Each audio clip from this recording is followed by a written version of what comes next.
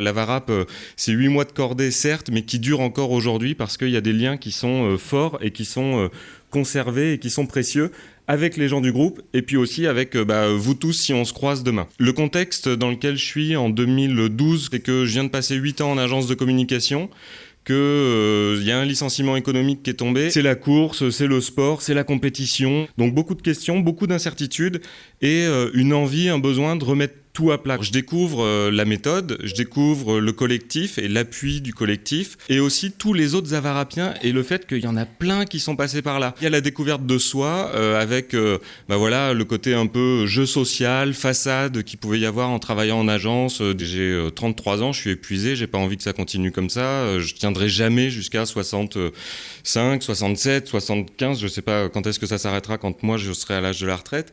Du coup, il y a ces étapes de miroir qui sont assez fortes, ces étapes d'écoute des miroirs et puis de faire son miroir.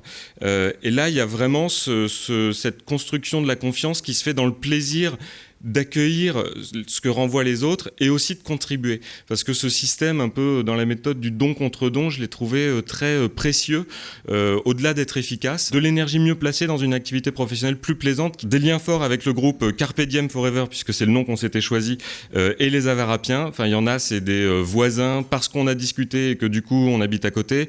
Il y en a, on se voit pour faire des petits déj parce qu'on s'échange des tuyaux professionnels.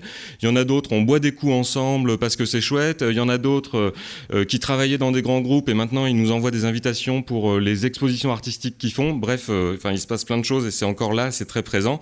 Et puis surtout, l'envie de parler de la VARAP. Quand il y a quelqu'un qui me dit « Ouais, moi, dans mon boulot, je m'ennuie un peu. Hein. » Il y a un truc qui se sent, qui se perçoit. Et tu as envie de faire la même chose dans une autre boîte ? Ah non, là, j'en peux plus, j'en ai marre, j'ai envie de faire autre chose. Ah, peut-être tu devrais appeler ce numéro-là, aller à une présentation et puis ensuite tu verras si ça te correspond ou pas. Mais renseigne-toi peut-être sur la méthode Avarap.